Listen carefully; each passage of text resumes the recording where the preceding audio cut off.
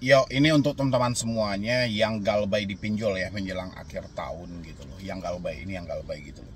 Saya memperhatikan sampai detik ini ternyata masih banyak teman-teman semuanya yang gali lobang tutup lobang gitu loh. Itu tidak akan pernah menyelesaikan masalah gitu loh.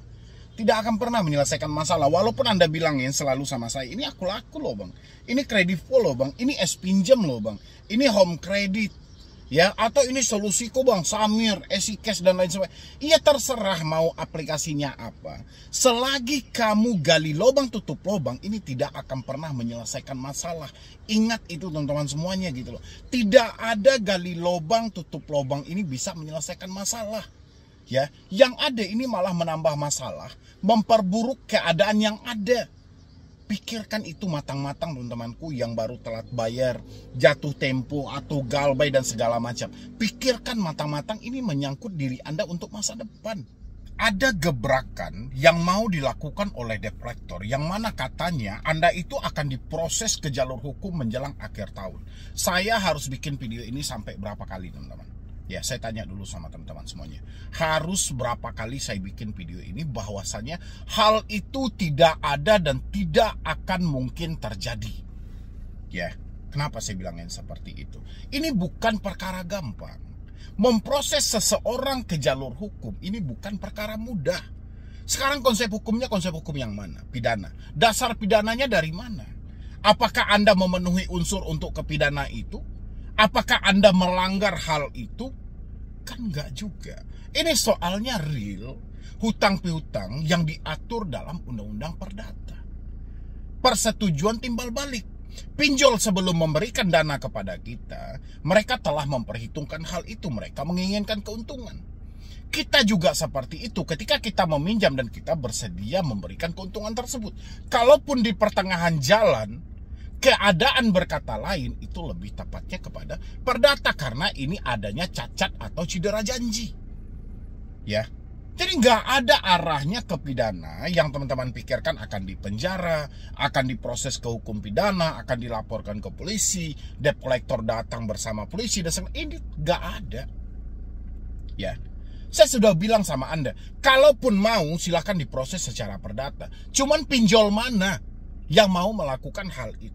Sementara hutang Anda 1 juta aja, ini 1 juta, duit Anda cuma ada 990.000. Anda negosiasi kurang 10.000, mereka tidak mau. Apalagi mau memproses Anda ke jalur perdata. Berapa lagi biaya pendaftarannya? Berapa waktu yang dipergunakan? Berapa biaya lawyer? Berapa biaya persidangan? Oh, persidangan akan dibebankan kepada si tergugat. Iya, kalau tergugatnya mampu. Kalau tergugatnya menyatakan tidak mampu tapi dia mengakui hutang itu ada dan itikat baik dia ada, gimana? Jadi buat teman-teman semuanya, sudahilah gitu loh. Akhirilah semua pemikiran-pemikiran yang tidak layak, pemikiran-pemikiran yang tidak baik, yang mana itu akan berdampak serius untuk kehidupanmu buat ke depan.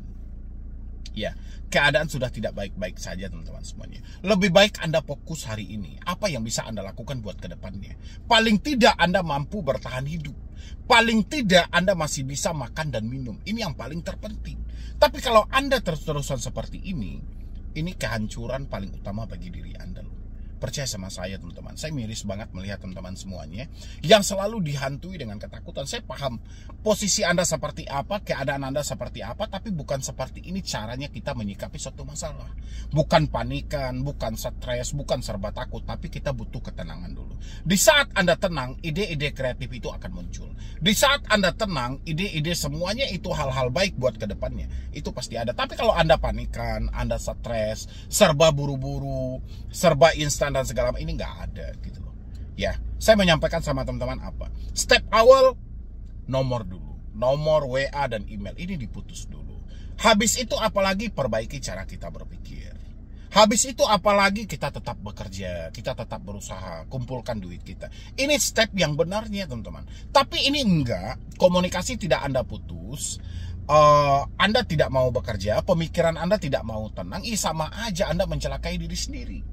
Mau sampai kapanpun perkara ini tidak akan pernah bisa Anda selesaikan kalau pemikiran Anda tidak bisa diajak kompromi dan tenang. Ya, Apalagi tuh yang bertanya-tanya sama saya, mau diproseslah jalur hukum, surat somasi lah yang datang melalui email, surat somasi lah yang dikirim melalui WA, kita akan dibawa ke Wan Prestasi, dibawa ke Perdata, dilaporkan ke pidana. Kan banyak lagi asumsi-asumsi yang membuat pemikiran Anda takut. Tapi hal itu tidak ada yang benar, teman-teman. Yang benar hari ini adalah Anda bekerja, Anda berusaha, kumpulkan duit Anda, negosiasi. Ini paling benar. Ya. Tapi kalau Anda dengarkan ocehan debt collector, dengarkan kata debt collector, sampai kapanpun ini nggak akan pernah selesai.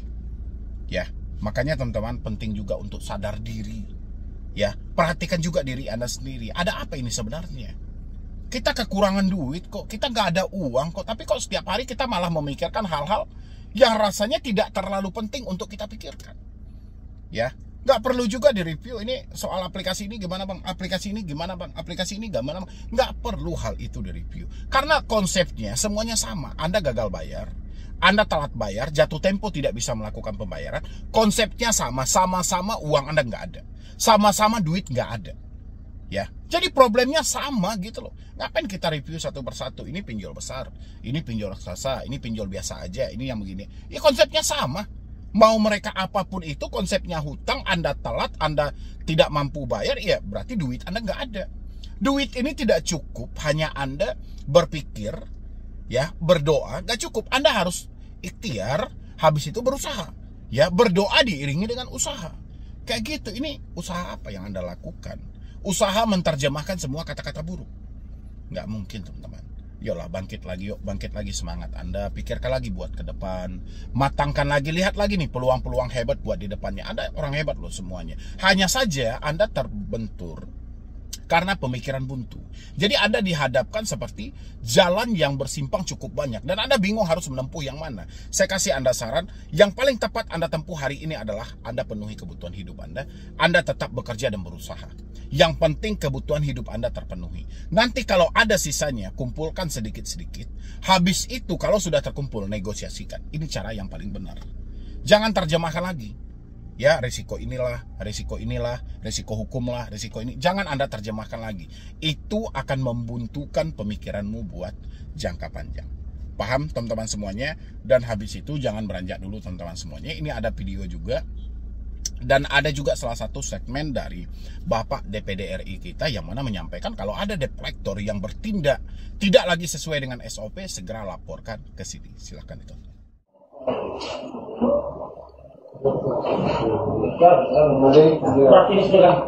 Bu, saya minta maaf.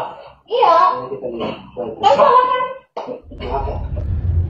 Semeton, Tiang baru mendapatkan laporan dari masyarakat terkait dengan maraknya debt collector yang disewa oleh perusahaan finance atau penyedia kredit lah istilahnya, yang mereka menggunakan pihak lain untuk dapat memeriksa, mengambil secara paksa mungkin kendaraan-kendaraan masyarakat ya yang dianggap bermasalah.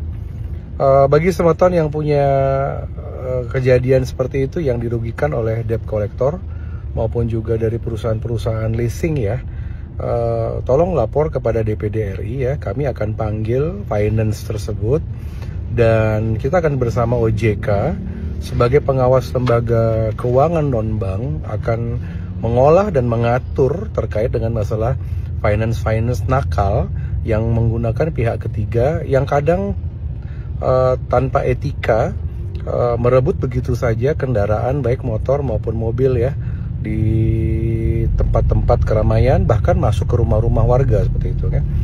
Jadi saya minta kepada Semeton Bali jangan menyerah dengan keadaan seperti itu, bahwa aparat kepolisian akan siap membantu Semeton.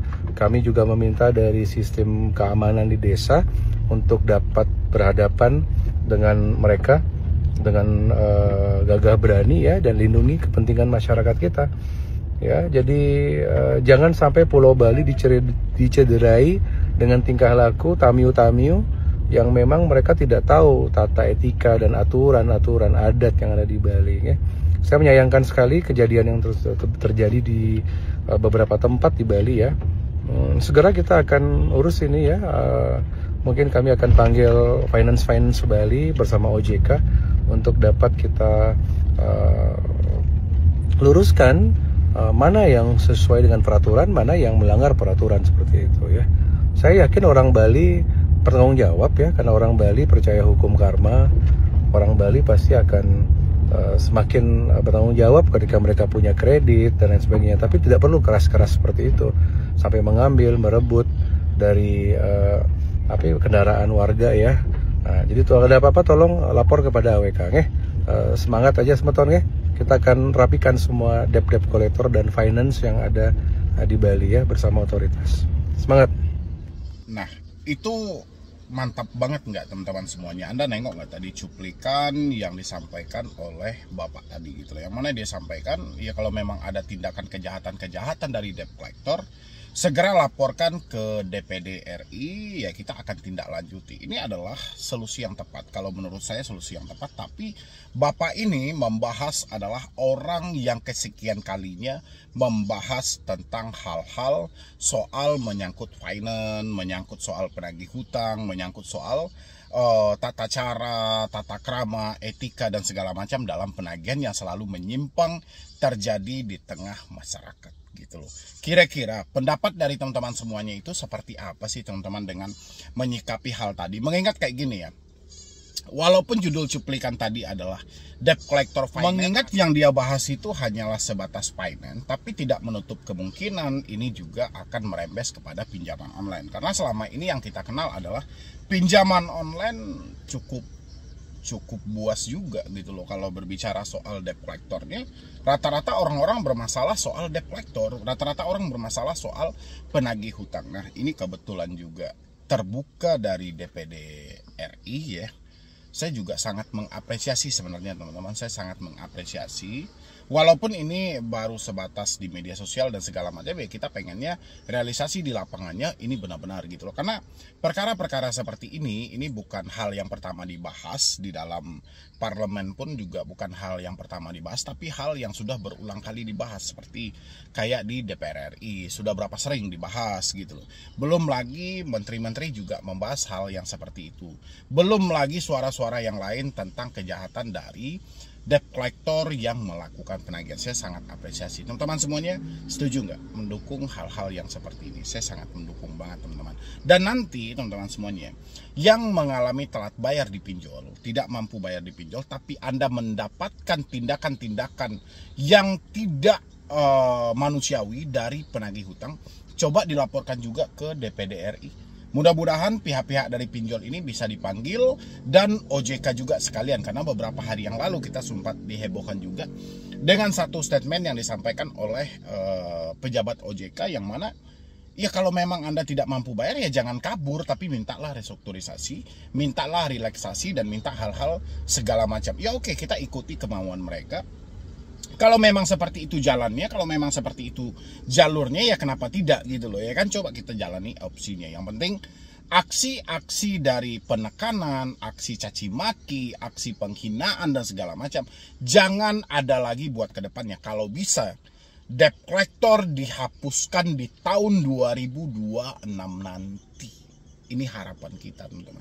Jangan lagi penagih hutang ini diadakan gitu loh. Jangan lagi pihak-pihak pinjol, leasing, bank mempergunakan jasa-jasa mereka. Udah jelas-jelas ini begitu banyak kasus yang terjadi di tengah masyarakat.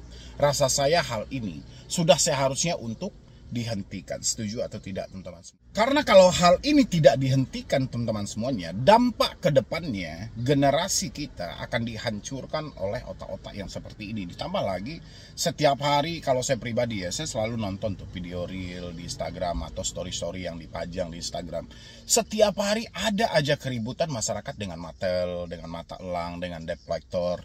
Dan ketika ada klarifikasi segala macam, ternyata mereka-mereka itu tidak diakui dan mereka tidak jelas gitu loh. Dan mereka tidak mendapatkan surat kuasa sebagaimana yang disampaikan. Berarti kan ternyata masih ada juga debt collector ini yang bodong, yang tidak jelas dan berbagai segala. Ini kan sangat merugikan gitu loh. Terutama dari leasing juga sangat dirugikan juga dalam hal ini. Kalau seandainya ada kendaraan konsumenmu yang diambil dan habis itu dijual entah kemana-mana, yang rugi pihak leasing juga yang sibuk untuk mengklaim asuransi dan segala macam gitu loh.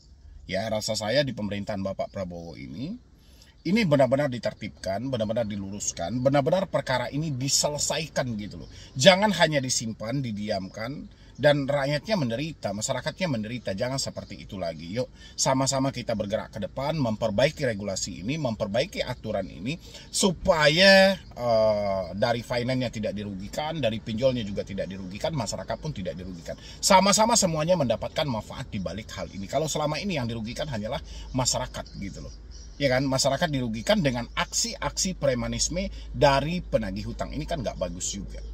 Ya, jadi buat teman-teman semuanya, yuk kita support Bapak ini dalam wacana dia atau dalam yang beliau sampaikan, bahwasanya kalau ada tindakan-tindakan dari debt collector yang merugikan, yang tidak sesuai, laporkan ke DPD RI. Ya, teman-teman semuanya, isi pendapat Anda di kolom komentar dan di-share juga video ini, di-like juga sebanyak-banyaknya teman-teman semuanya, supaya perkara ini cepat terselesaikan, tidak ada lagi saudara kita yang menjadi korban dari aksi-aksi penagih hutang. Jadi sekian dulu dari saya, Medi Bro nih. Wassalam.